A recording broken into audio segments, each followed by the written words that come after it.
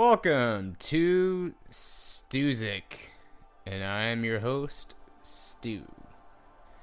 Now, what you're hearing in the background currently, at least for the recording process of this, is going to be Chatpile's Cool World. This episode is primarily going to be dedicated to Chatpile. It's going to be discussing some other music as well. But god damn it, I have not had something hit me so hard musically in quite some time. So a little backstory on how I sort of found Chatpile and why it's so appealing to me before I get into the sort of backstory of the band and blah, blah, blah, and I guess a quote-unquote review.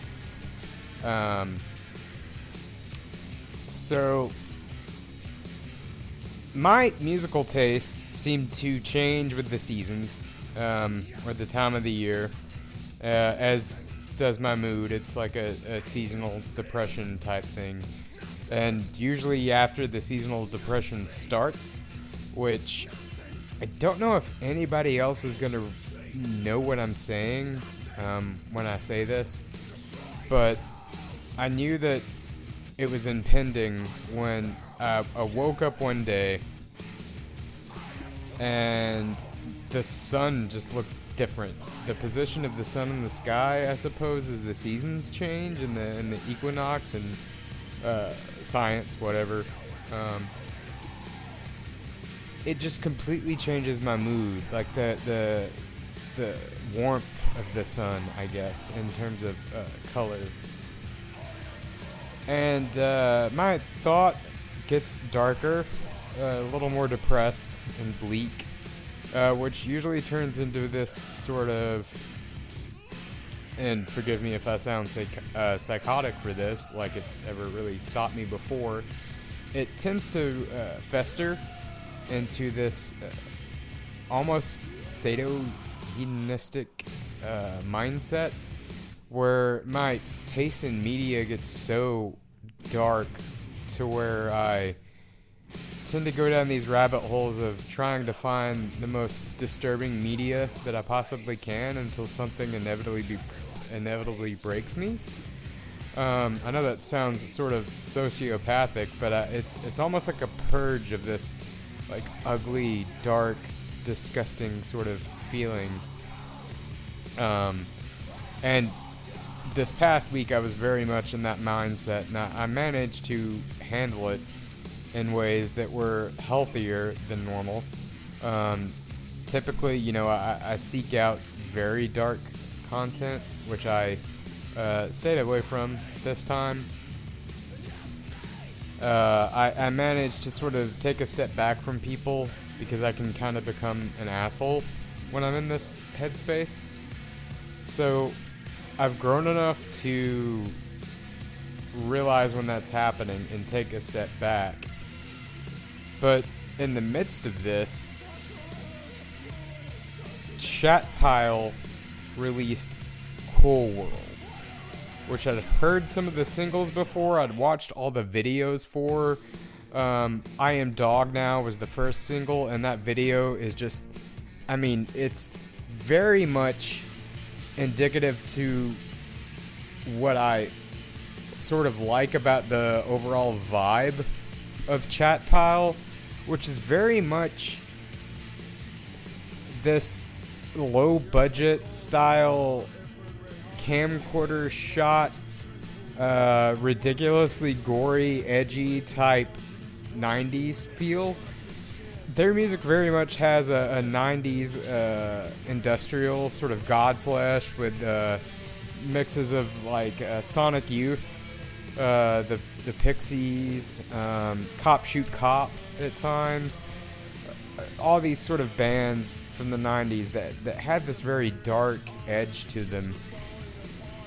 And it's very much just low budget, edgy underground horror movies, or the movie Gummo, I suppose, because it's just this very uncomfortable sort of nature to it that I really love.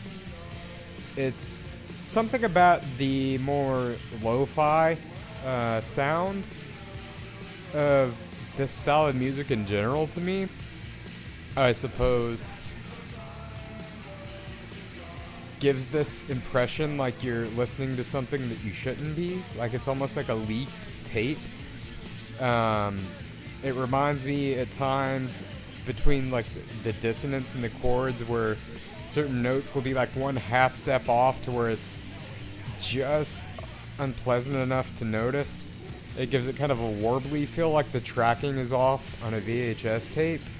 The tone of the drums with the big booming reverb just gives a sense of impending doom. Everything about it just gives like the whole thing is on a fucking camcorder. It reminds me of a sort of underground, very edgy trilogy that I think came out in 2001 or something. I really don't want to give too much detail to this because I really don't recommend watching it. That's one of those things that when I was younger, I kind of went down a rabbit hole of a very caustic, awful, sort of low-budget horror that really, it had no integrity. I guess it has some sense of charm, but this really does not.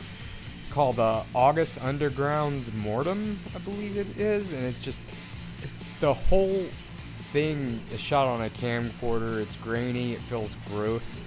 You just feel uneasy watching it the whole time. And tracks on Cool World such as camcorder and tape just kind of give that same sort of vibe. Like it's like it's just a found footage that you shouldn't be watching, and it makes you uneasy. And that's sort of the point to, I think, Chat Pile in general. A little backstory about them. The name Chat Pile in itself is a byproduct of mining in Oklahoma, I believe. It's like a toxic sort of excrement from the town that they're from. I believe it's Oklahoma City, Oklahoma. Now, I will state that in terms of specific facts, right now there's a ton of, if you just type in YouTube, Chat Pile interviews, I mean, they're blowing up right now. And I'm so happy that something this odd is gaining so much momentum. But if you want like specific informed details, it's out there in mass. So not that I haven't done the homework, it's just a lot to keep up with. And I believe they're from Oklahoma City, Oklahoma. It's a very sort of working class rural town, which God's Country, their first album, like official album, was dealing with that. I believe the opening track Slaughterhouse was inspired by an event at a factory where somebody beheaded one of the other employees and injured another. There's content about homeless people and how fucked up it is that in today's society, when resources are readily available, that there are people living on the streets. Pamela was inspired by Friday the 13th, Jason's mom. Very just sort of odd, dark influences, and it captures where they come from so incredibly well. This sort of working class dark underbelly, that sort of imprisoned nature of towns such as that. I know that I grew up in a town that is similar. There's an industrial section, but the entire sort of vibe of the town that I grew up in and live in currently is just sort of sad.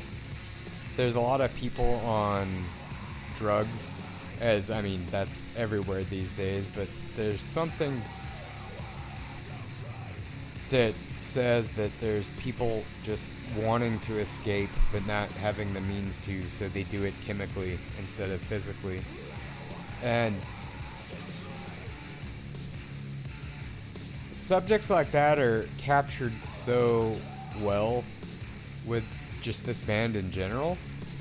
They've stated that going from God's country to Cool World, it was taking these sort of themes and zooming out to a global scale. And it very much does that in just a really sadistically beautiful way. Their entire sound, to me, is not only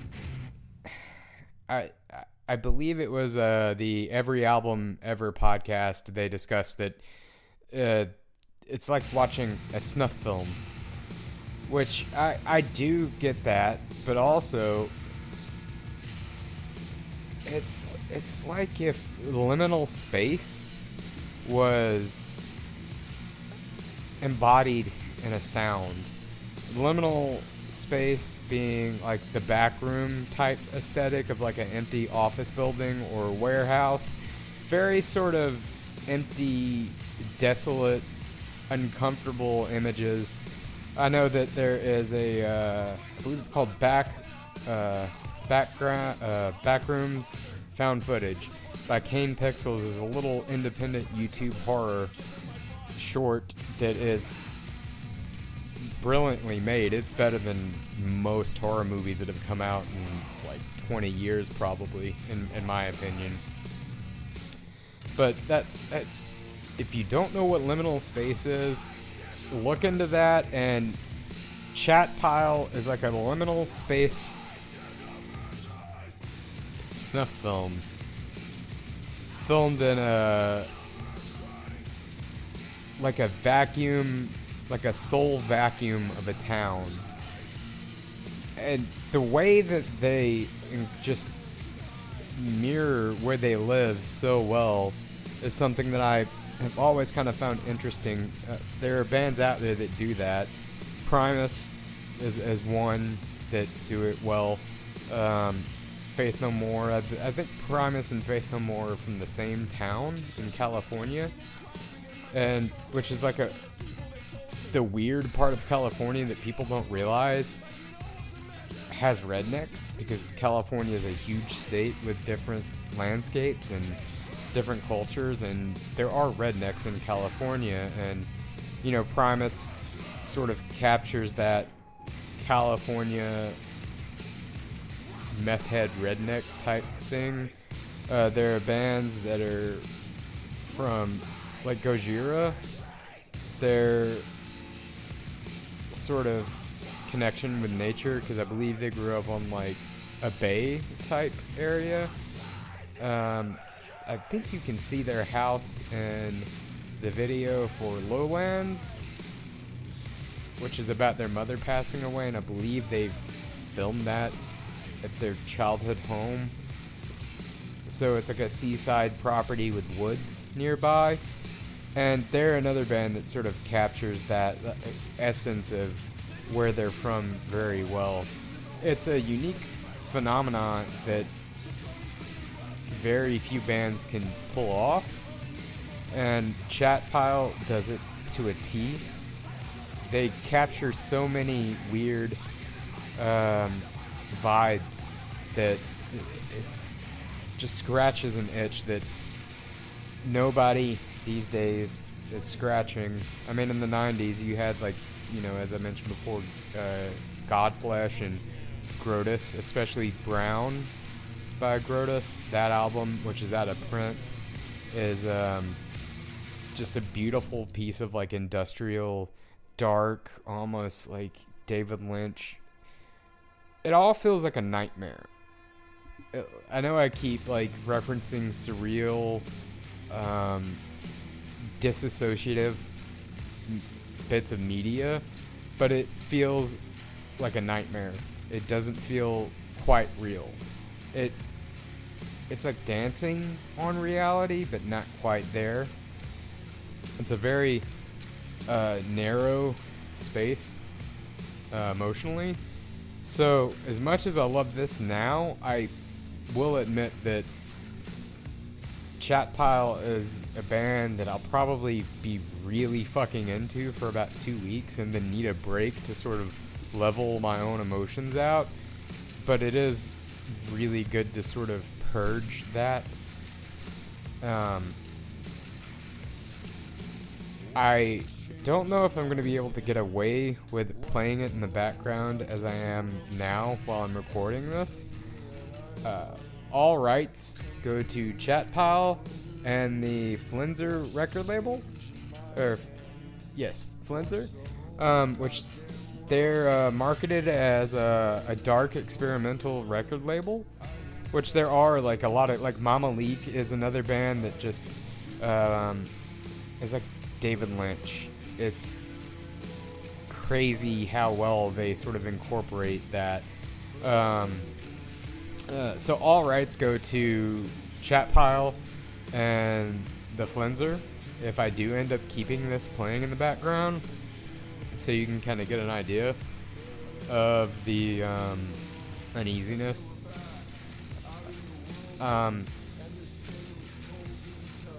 So I bought a shirt instantly. I'm thinking about buying some banners. They have awesome banners of their album art that I would fucking love to have on my wall, because their album art is just pictures of the city. I believe God's Country is an image of the detention center for their town as like a representation of the imprisonment of just the working class. Just really beautifully photographed images. And as I mentioned before, all their music videos are very, very in line with the way the music sounds. It's just very surreal and out there. I debated on whether or not to dive deeply into each song, but considering that I'm kind of jumping around with this band in general, I've decided not to. They all go by pseudonyms, like monikers. So their identities are not quite known, and it gives like this sort of mystique to it. The vocalist, who goes by Raygun Bush, at times, especially on Shane on Cool World, it almost sounds like a male version of Kim Gordon from Sonic Youth. And then it goes to like his ability to capture mania and sort of coming unglued is fucking perfect. To be able to tap into that and still remain a human being that's a functioning part of society is a talent in itself. And as dark as they are, there's this sort of sense of humor to them that is underlying, and very much in the way that like Faith No More, Mr. Bungle, anything Mike Patton related, maybe some Zappa type stuff, that sort of dark humor rooted in there somewhere is there, because inevitably it's very just bleak, depressing music. And although everybody struggles with sort of depression and these negative emotions being a 12-year-old goth kid at heart, I suppose. On one of the interviews I watched from Chat Pile, they stated that people were kind of taken aback when they saw them live at their, sense of humor to their shows. And it's one of those things where the older you get, I mean, when you're like 14, it's like, sure, everything is depressing all the time, but it's like nobody's fucking like that 100% of the time. Like, even deeply depressed people, I mean, it's something that we all struggle with in today's age. So, we all know the feeling, and we all get that way at times, very dark and bleak and emotionally despondent, but nobody's like that 100% of the time. I think Chat Pile captures that mindset very well, though. And like I said, as much as I love it, I tend to gravitate more lately towards music that I can get really into for just as long as that emotional state lasts. And it scratches that itch perfectly. And just, this band is going to fucking own 100%. It's really, in a way, some of the most refreshing music I've heard in a while. I know I've kind of been disenchanted with my usual sort of trip. I'm on the fence about making this like a full-on like review, even though I'm kind of like half reviewing and just kind of jumping around and talking about how I ended up where I'm at in terms of musical taste and why I'm connecting with it at that point in time. I will be kind of jumping around and saying this year for me, I think Ehsan's album, the self-titled album, came out, and that was really good. Childish Gambino's albums that he released, Ada Vista, which is the sort of director's cut of the album he released in 2020. That's a specific date that it escapes my mind. It didn't strike me at the time.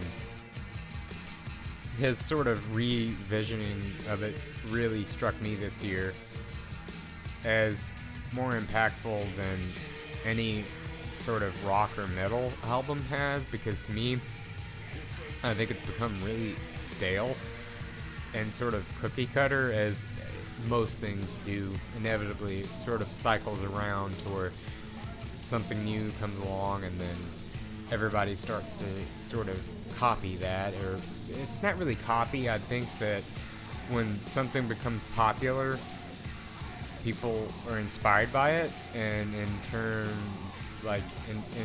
that leaks into their own creative process, and over time it just sort of ends up sounding the same. Like I very much could foresee in the near future in the sort of punky noise rock experimental side of things, I think that everybody is going to have traces of Chat Pile in them now. But in terms of the rock and metal thing, I haven't really found much that's tickled my fancy. I know Bando Stone and the New World is another release from Childish Gambino that I just adored. I mean, just Hearts Were Meant to Fly, Lithonia, Dadvocate, fucking A Place Where Love Goes. I mean, I was fortunate enough to see Childish Gambino on his tour before he became ill and had to have emergency surgery and cancel the rest of the tour to recover.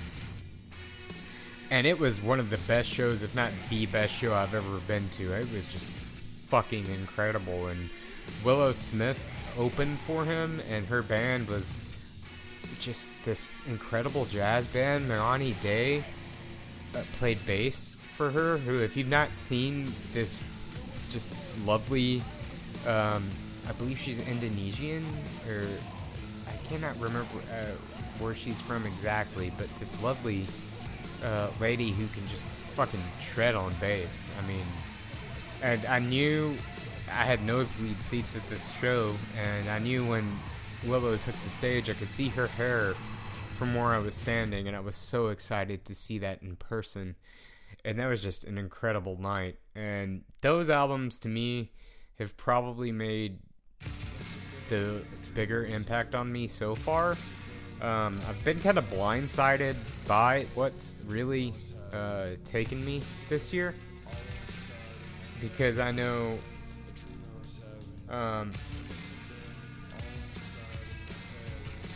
sorry, I had to make sure that I was still rolling. My usual sort of trip has been kind of underwhelming. I have recently, in the change of seasons, gotten really into Opeth. The new singles are okay. I think people had this notion that because Mikhail Ockerfeldt, or Michael, or however pretentious you want to say his name, decided to growl again, that means Opeth is good again.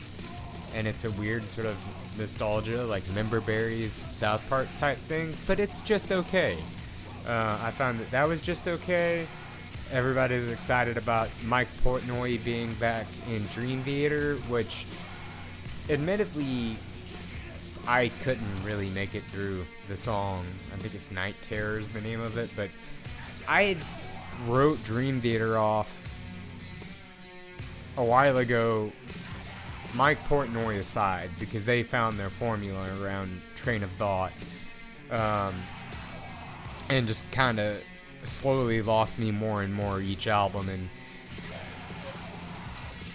I think they're on their 40th anniversary tour is what they're doing now, so you really can't expect for someone's creative output to remain as strong after 40 years of, constantly releasing. I think inevitably the artist kind of runs out of steam, and I'm seeing that happen a lot. I mean, a lot of my favorites have not really put out much that has enamored me, which has led to me sort of becoming more drawn to like Childish Gambino or Chat Pile or things like that are just kind of way out of left field. I had the pleasure of seeing Buckethead back in July, and it was an incredible show as always, but that dude just hits record and puts it out, which I guess at this point you could argue I'm doing, but he's got like thousands of albums out, and you really have to sift through it to find the good stuff. But I mean, when it's right, it's right. Devin Townsend, another hero of mine. His Power Nerd is coming out soon, and to be honest, I'm not really that excited about that either.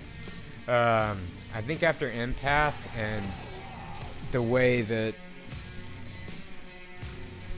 COVID changed his creative path, just kind of lost me. Snuggles and the Puzzle, I never made it through entirely, actually. And Lightwork had its moments. I think Heartbreaker is a fucking brilliant song. I love everything about that song in very specific ways. I think he said in the track by track that it's about a couple fighting, but it means something very different to me in a very specific way. That's a fantastic song, and I think that is a staple of his, but for the most part, Kinda on the fence about whether or not to write him off as well. So there's a lot that I could sit here and just do a full-on review of, but to be honest, nothing has really struck me enough, and I don't really have enough good or bad to say about anything to make full episodes about it. I know that Chat Pile has hit me really fucking hard this week, but not much has. Everything else has been just kind of there, and I do kind of wonder if that's in part my doing as well. Well, not doing, but you know, the older you get, the less the fire burns. I had a very dear co-worker who was older than me warn me years ago that this passion that's inside of you will just burn less bright, and I very much feel that happening with new releases in general. But you know, there is refreshing stuff out there, and for better or worse, Chat Pile is that. It may not be the refreshing that is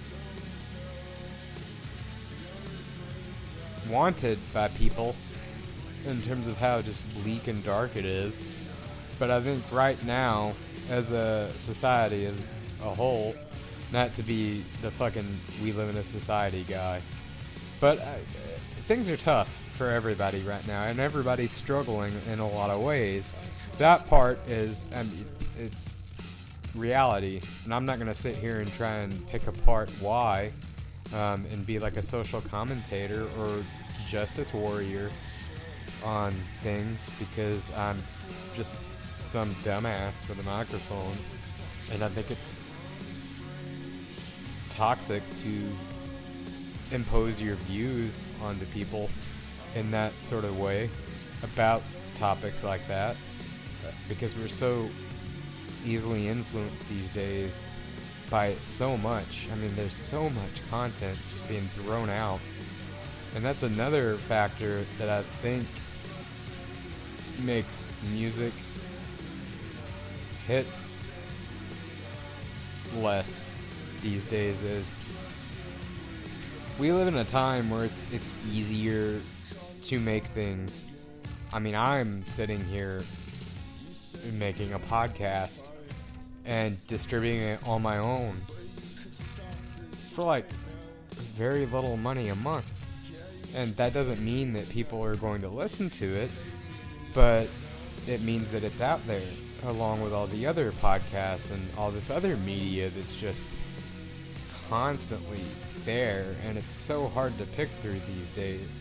And I think that the fact that everything is so accessible makes it harder to connect with things the way that it was when you had less options. Because when you had just, you know, a handful of options to choose from, I think that the options had to have their own identity a little more, I suppose. And now everybody's sort of directly inspired by one another to where it's so directly adjacent that there's a lot of I'm not going to call it filler, because that sounds derogatory toward the artist, and I don't want to outright shit talk any form of media, because it takes a lot to make that. It takes a lot of effort, a lot of time and patience, and a lot of yourself goes into that. So I'm not going to sit here and say something just outright fucking sucks, because what goes into that, I mean, I couldn't make anything as good as that, you know? So I'm not going to shit talk it, but I think that it all kind of runs together, I suppose, and it's hard to find what you really connect with. And it's such an odd time to be a consumer in a lot of ways, because everything is like there and instant. I mean, you can... Oh, I guess I'm kind of being a hypocrite here of talking about like social issues. It's not really an issue, but I mean, everything is at our fingertips now. We can get whatever we want whenever we want. So I think when you have everything, it's harder to appreciate anything. That's kind of all I'll say about that. But again, write whatever I say off completely. It's just opinions, as everything else. I think everybody wants to be right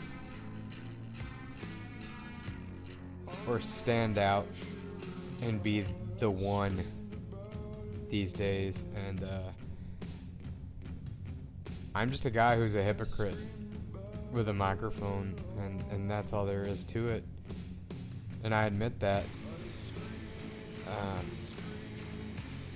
We're all winging it.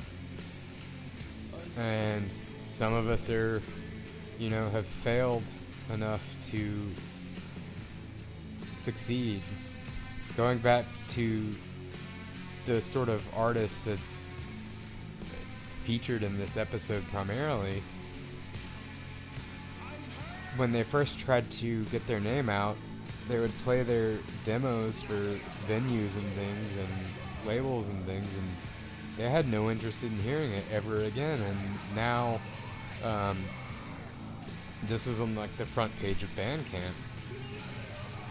So I think it's important to just keep at it, even if it's just existing these days, and to keep listening, even if you're listening to the same music that you've listened to for your entire life. As long as you keep that enough to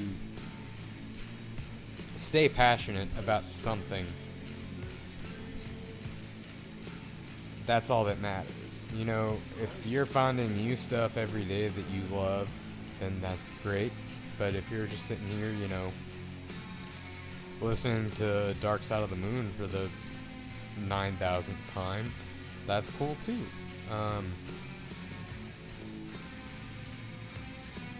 So that's I've kind of covered several different things. I haven't really had enough to say about one particular thing to form a dedicated episode. And reviews are strange to me as well, because I guess if I had early access to it and I released it before it was out to sort of build hype, that would make sense. But so many people are releasing reviews after the music is out and everybody's heard it and already formulated their opinion.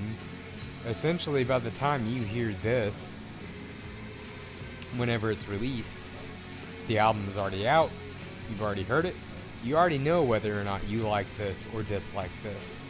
So nothing I say is going to sway that. So I'm trying to figure out ways to make this worth it, because I think just reviewing in general is odd. Because inevitably you're going to listen to it yourself or watch it yourself or experience it yourself and know whether or not it's for you.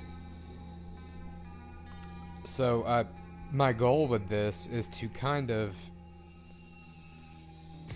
explain where these things fit into my world and sort of the headspace that this music is good for. People don't really talk about that a whole lot. It's all about whether or not, the production on this is really good, or that vocal performance, that high note he hit, or that riff is really good, that whatever sort of dick measuring comes with music, especially in like the rock and metal world. Let's be honest, it's all a bunch of dudes like trying to impress other dudes with riffs. I mean, which I know that sounds derogatory, but it's true. Instead of just talking about that sort of aspect of things, I think breaking down the headspace that each of these things sort of fit into makes more sense to me. Whether or not it makes sense to those who may or may not listen, that's a different story. But I know that for me, the whole purpose of doing this at all is I have just wanted to do something, I guess maybe to occupy my mind and keep myself quote unquote busy while I ignore the responsibilities of day-to-day life. I think that's really my only motive for doing this, and whether or not it builds an audience, I mean, obviously I would like it to, but if it doesn't, that's okay. I'll just keep doing it until something presents itself in a way that makes sense or gives me direction, because I think we're all sort of looking for a path. And we're all in that sort of state of unknown of where we're going. But I think the only way to get there is to take that first step. The journey of 1,000 miles begins with a one step. And perhaps that's what this all is. But music is cool still. Is the whole point of this show, I guess. Some more so than others. And another thing that I would like to sort of cover with this show is reviews come out when the album is fresh and it's new and it may hit very hard, but how well does it hold up? And in retrospect, albums that I've loved at the time I go back and listen to and they just may not hold up as well. Maybe that's because life changes, I've changed, and I'm just not in the same mindset anymore. Or perhaps it is dated. Who knows? But I would like to revisit things at some point and sort of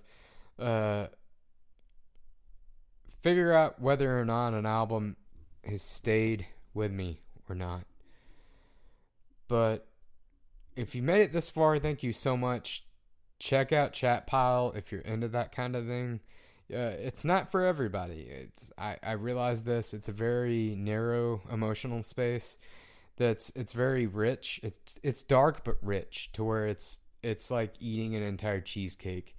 It seems good, and while you're doing it, it's amazing. But afterwards, you may feel a little bloated. That's not saying that Chat Pile or cheesecake is bad. That's just, it's very good at what it is. To the point to where you can only handle so much of it. But anyway, thank you for listening, and I hope you guys stay well, and I will talk to you next time.